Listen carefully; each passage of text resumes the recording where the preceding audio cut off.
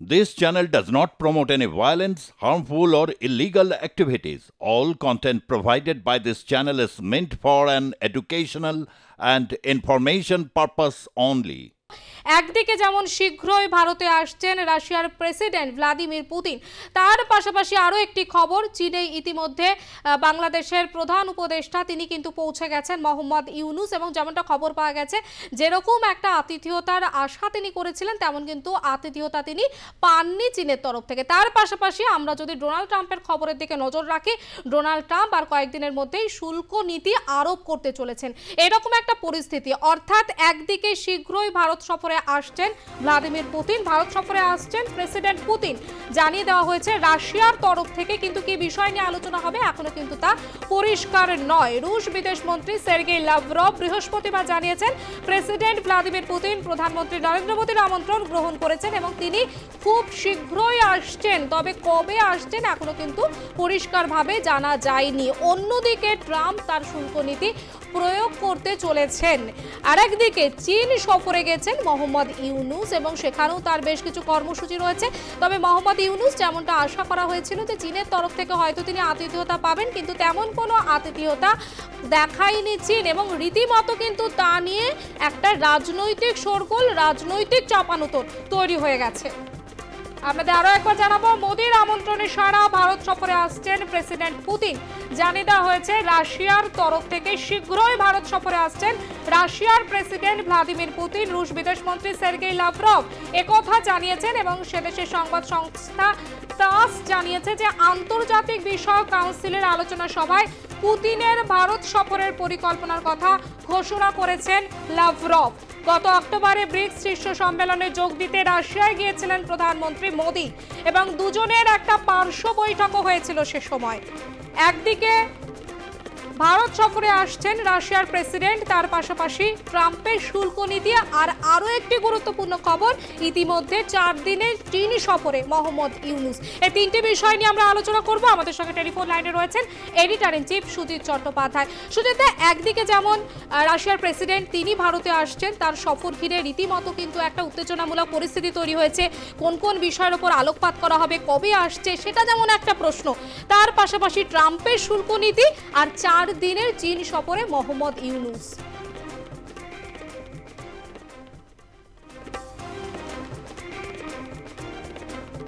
শোনা যাচ্ছে সুচিত্রা? যোগাযোগ বিচ্ছিন্ন, আমরা আবারও যোগাযোগ করার চেষ্টা করছি। যে খবরে আমরা নজর রেখেছি, শীঘ্রই ভারত সফরে আসছেন রাশিয়ার প্রেসিডেন্ট ভ্লাদিমির পুতিন। রুশ বিদেশ মন্ত্রী সের্গেই লাভরভ একথা জানিয়েছেন এবং সেদেশের সংবাদ সংস্থা তাস জানিয়েছে আন্তর্জাতিক বিষয়ক কাউন্সিলের আলোচনা সভায় পুতিনের ভারত সফরের পরিকল্পনার কথা ঘোষণা করেছেন লাভরভ। রীতিমতো কিন্তু জল্পনা তুঙ্গে যে ভ্লাদিমির পুতিন কবে আসছেন, ইতিমধ্যে কি তার আসার প্রস্তুতি শুরু হয়ে গেছে কিনা, বা কোন কোন বিষয়ের উপর আলোকপাত করা হবে ভারতে আসার পর, সমস্তটার দিকে যেমন নজর রয়েছে। তার পাশাপাশি ট্রাম্পের শুল্ক নীতি, যে শুল্ক নীতি রীতিমতো আরোপ করার পথে ডোনাল্ড ট্রাম্প, এবং 4 দিনের চীন সফরে মোহাম্মদ ইউনুস, এবং ইউনুসের তরফ থেকে যেমনটা মনে করা হচ্ছিল বা রাজনৈতিক মহল যেমনটা মনে করছিল যে রীতিমতো চীনের তরফ থেকে একটা আতিথেয়তা পাবে, কিন্তু যেটা দেখা যায় যে মোহাম্মদ ইউনুস তিনি চীনে প্রবেশ করার পর কিন্তু সেরকম কোনো আতিথেয়তা দেখায়নি চীন, এবং বেশ কিছু কর্মসূচি রয়েছে চীনে মোহাম্মদ ইউনুসের, যেমনটা জানা গিয়েছে। এবং প্রেস সচিব শফিকুল আলমের মাধ্যমে কিন্তু ইউনুসের ঠিক কি কি কর্মসূচি রয়েছে চীনে সেটা জানা গেছে। টেলিফোন লাইনে রয়েছেন আমাদের editor in chief Sujit Chattopadhyay. Sujit, একদিকে যেমন ভারত সফরে আসতে চলেছেন প্রেসিডেন্ট, রাশিয়ার প্রেসিডেন্ট ভ্লাদিমির পুতিন, তার পাশাপাশি ট্রাম্পের শুল্ক নীতি, আর আরও একটি বিষয় বিশেষভাবে নজর রয়েছে যেদিকে, সেটা হচ্ছে 4 দিনের চীন সফরে মোহাম্মদ ইউনুস। সমস্তটা নিয়ে জানবো।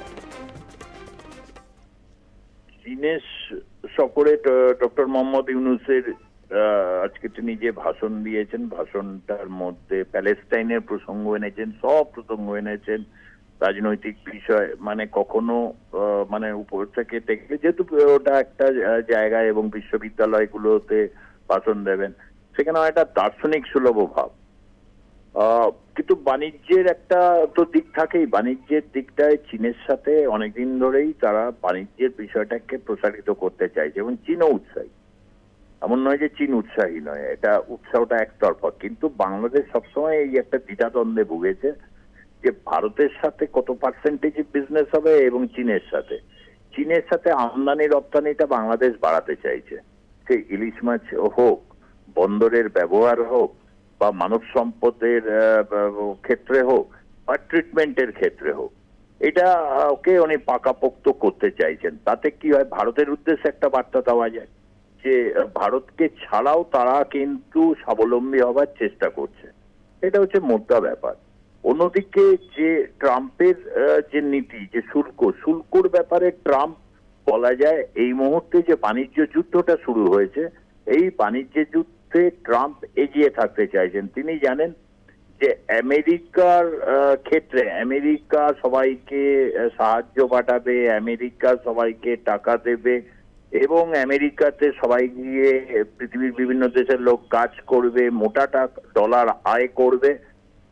ট্রাম্প বলছেন শুধু দিয়েই যাবে আমেরিকা, তাহলে কিছু মানে তাকে তো পেতে হবে। এইভাবে শুল্ক বাড়ানোর চাপ দিয়ে তিনি কতগুলো প্রস্তাব আনছেন। তিনি বাড়াবেন বলছেন, কিন্তু অতীতেও দেখা গেছে ট্রাম্প এরকম শুল্ক বাড়ানোর প্রস্তাব দিয়েছে, নানা পদক্ষেপ নিয়েছে, তারপরে যখন বিতর্ক হয়েছে আবার থেকে পিছুও উঠেছেন, যেটা মেক্সিকোর ক্ষেত্রে দেখা যাচ্ছে। অভিবাসন নীতি নিয়ে মেক্সিকোর বিরুদ্ধে যতটা খড়গহস্ত ছিলেন, কিন্তু এখন কিন্তু মেক্সিকোর উপর অতটা খড়গহস্ত নন, বরং ভারতীয় অনেক অভিবাসীকে হাতকড়া দিয়ে পাঠিয়ে দিয়েছেন এবং যারা গ্রিন কার্ড হোল্ডার ওখানে করছেন তাদের অনেককে বলেছেন, ভাই তোমার আর দরকার নেই, তুমি এবার চলে যাও।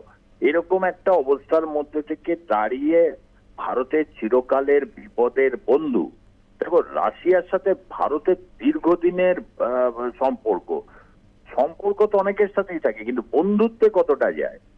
1955-54 সাল থেকে আজ 2025 ভারতের পাশে যে কোনো, ভারতের সবচেয়ে কঠিন পরিস্থিতিতে বা বিশ্বের যে কোনো কঠিন পরিস্থিতিতে রাশিয়া ভারতের পাশে এসে থেকেছে। ভ্লাদিমির পুতিন তিনি বহুবার এসেছেন, নরেন্দ্র মোদীর সাথেও তার সম্পর্ক, বিশেষ করে সম্পর্কটা কতটা গভীর করোনার সময়টা দেখা গেছে, যখন ভারতের উপর নানা রকম চাপ ছিল, বিশেষ করে খনিজ তেল নিয়ে, তখন বাইডেন প্রশাসন প্রচুর চাপ লাগিয়েছিল ভারতকে ইকোনমিক স্যাংশন জারি করা হবে এরকম দিয়েছে। ভারত পাত্তাই দেয়নি। রাশিয়া থেকে তেল এসেছে, সেই তেল রিফাইন করা হয়েছে এবং বিদেশে বিশ্বের বিভিন্ন দেশ, এমনকি ইউরোপের দেশগুলোতেও সেই তেল গেছে। অর্থাৎ রাশিয়া এবং ভারতের এই সম্পর্কটা বিশ্ব অর্থনৈতিক ব্যবস্থার ক্ষেত্রে বা যখন এরকম একটা বাণিজ্য যুদ্ধের পরিস্থিতি তৈরি হয়, তখন এটা বিভিন্ন সময় এটা অত্যন্ত লাভজনক হয়েছে দুই দেশের কাছে, এবং এটা একটা খুব গুরুত্বপূর্ণ দিক। এবং যেখানে আগামী সময়তে তেলের প্রসঙ্গটা আসবে এবং শুল্ক কোন কোন জায়গাগুলোতে আমেরিকার শুল্ক বৃদ্ধি করলে যাতে রাশিয়ার সাথে বাণিজ্যটা যাতে স্মুথলি হয় সেই ব্যাপারটা যেমন রয়েছে, এবং ইউক্রেন যুদ্ধ প্রসঙ্গ, এটা ঠিক কথা, খড় দুই দেশের আছে। জেলেনস্কি যেমন বলেছেন পুতিন অসুস্থ, পুতিন যে কোনো সময় মারা যেতে পারেন, মানে জেলেনস্কি পুতিনের মৃত্যু কামনা করছেন। এর মতো অবস্থায় ঠিক যখন এই খবরটা হচ্ছে, ঠিক তবে জানা যাচ্ছে যে পুতিন ভারতবর্ষে আসছে। আবার জেলেনস্কি প্রথমে খুব আশা করেছিলেন যে একদিকে রাশিয়াকেও সহায়তা করা যাবে, অন্যদিকে হচ্ছে যুদ্ধটাকেও এক্সটেন্ড করতে হবে না, এই ক্ষেত্রে ভারত একটা সহায়ক শক্তি হবে। কিন্তু রাশিয়ার মনোভাবের সামনে ভারতও খুব বেশি উচ্চবাচ্য করেনি। তার কারণ ন্যাটো সদস্যপদ পাওয়া নিয়ে এই সব দেশগুলোতে একটা বিরাট অস্থির পরিস্থিতি চলছে। এটা ঠিক যে বিশ্ব অর্থনৈতিক ব্যবস্থা যেরকম একদিকে একটা বাণিজ্য যুদ্ধের দিকে এই মুহূর্তে অগ্রসর হচ্ছে, ঠিক তেমনি ভাবে রাজনৈতিক পরিমণ্ডলেও কিন্তু খুব অস্থির একটা সময় চলছে। এই অস্থির সময়ে আমরা দেখতে পাচ্ছি যে বিভিন্ন দেশ কিন্তু বিভিন্ন দেশের সাথে দৌত্য তারা বাড়াচ্ছেন এবং একজন আরেকজনের দেশে যাচ্ছেন, আরেক দেশে প্রিমিয়ার আরেক দেশে আসছে। এইটা একদিক থেকে তার কারণ সংকটকালীন মুহূর্ত চলছে, একটা বাণিজ্যের একটা অভিঘাতের দিকে আমেরিকাও দাঁড়িয়ে আছে, থ্রেটের সামনে দাঁড়িয়ে আছে। স্বয়ং ইলন মাস্ক এটা বলেছেন যে আমেরিকা যদি অধিক পরিমাণে রিস্ক নেয়, যদি আমেরিকা এমন কিছু পদক্ষেপ নেন, যদি তারা দুহাত ভরে টাকা চড়াতে থাকে, তাহলে আমেরিকাতেও একটা রিসেশন নামতে পারে। এরকম সাবধানবাণী যে সে ব্যক্তি শোনায়নি, ইলন মাস্ক শুনেছেন, যিনি ট্রাম্প প্রশাসনে এখন গুরুত্বপূর্ণ ব্যক্তি।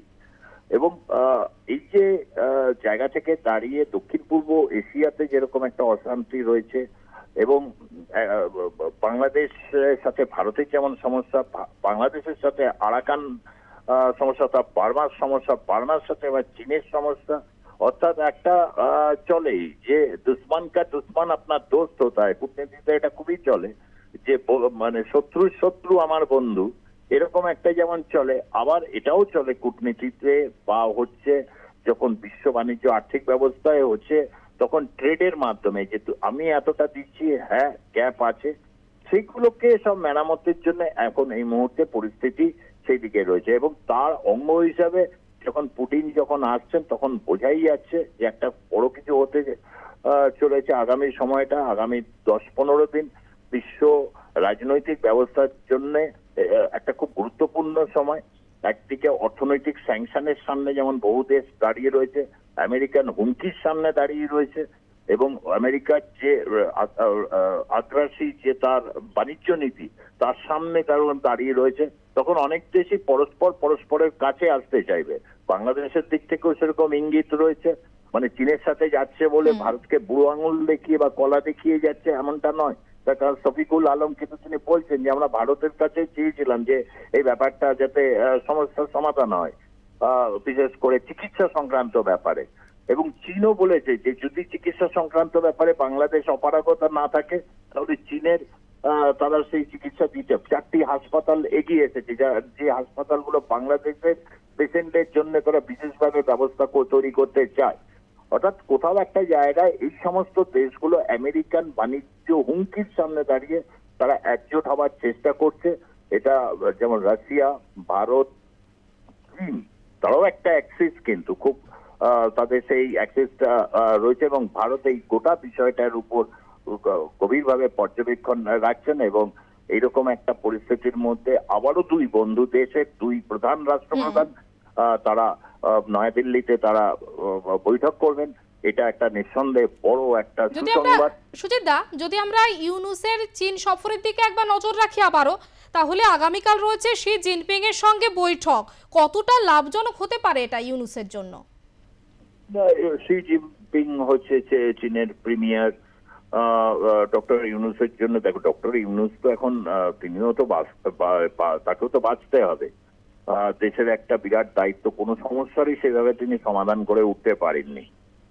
সেই সমাধানের মধ্যে এবং বিস্ফোরার মতো যেটা হয়েছে রোহিঙ্গা সমস্যা, এবং তার সাথে হচ্ছে আরাকান আর্মি, মানে রোহিঙ্গাদের আরাকানরাও হচ্ছে ওখান থেকে তারা চাইছে না, এবং তার সাথে হচ্ছে আগের যে সামরিক জুনটা তারাই তো হচ্ছে তাদের অত্যাচারেই তো রোহিঙ্গারা বাংলাদেশে এসেছে।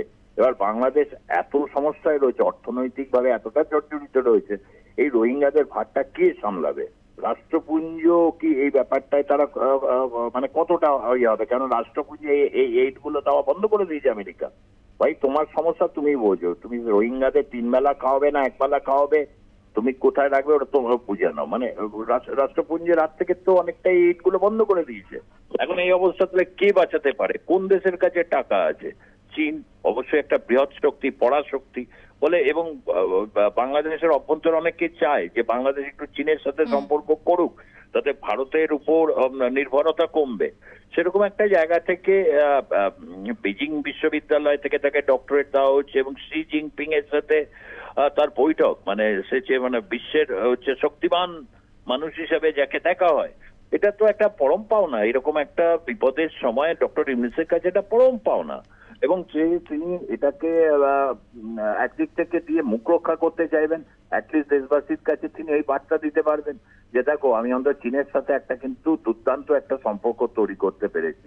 কতটা ভবিষ্যতে কি হবে এটা অবশ্য এখনই বলার মতো সময় হয়নি, কেননা ইতিহাস তো বলছে, এটা জেনেই ডক্টর ইউনূস গেছেন যে শেখ হাসিনাও যখন এই 5ই আগস্টের আগে তিনি কিন্তু চীন সফরেই ছিলেন, এবং ফিরে এসে দেখলেন যে তার আর সিংহাসন নেই।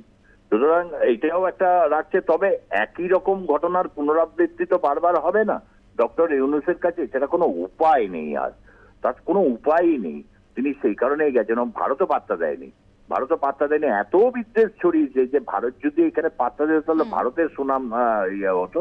এবং সেই জায়গায় একদিকে শি জিনপিং এর সাথে যখন বৈঠক করবেন, পরবর্তী সময় নরেন্দ্র মোদী পুতিনের সাথে বসবেন। হয়তো বিমস্টেক সম্মেলনের সময় হয়তো যদি ডক্টর ইউনূসের ভাগ্য যদি ভালো থাকে তাহলে হয়তো তখন নরেন্দ্র মোদী দেশে ভারতের প্রধানমন্ত্রীর সঙ্গে তার বৈঠকও তখন হতে পারে। তার কারণ তিনি কাতরভাবে চাইছেন যাতে নরেন্দ্র মোদীর সাথে ওটা বৈঠক করা যায়। তার কারণ তাকে বাঁচতে হবে, এখন যেভাবে হোক যাকে ধরে হোক তাকে বাঁচতে হবে। তার কারণ সব দিক থেকে এইড আসা বন্ধ, আর এইড তারপর রেমিটেন্স এসবের উপর নির্ভরশীল বাংলাদেশের কাছে এই মুহূর্তে, এছাড়া আর কোনো গতি নেই। অনেক ধন্যবাদ। আমরা কথা বলছিলাম এডিটর ইন চিফ সুজিত চট্টোপাধ্যায়ের সঙ্গে, এবং আমরা তিনটে বিষয়ের উপর অবশ্যই নজর রাখবো। একদিকে যেমন পুতিনের ভারত সফর, তার পাশাপাশি আমেরিকায় নতুন শুল্ক নীতির প্রয়োগ এবং চীনে ইউনূসের সফর।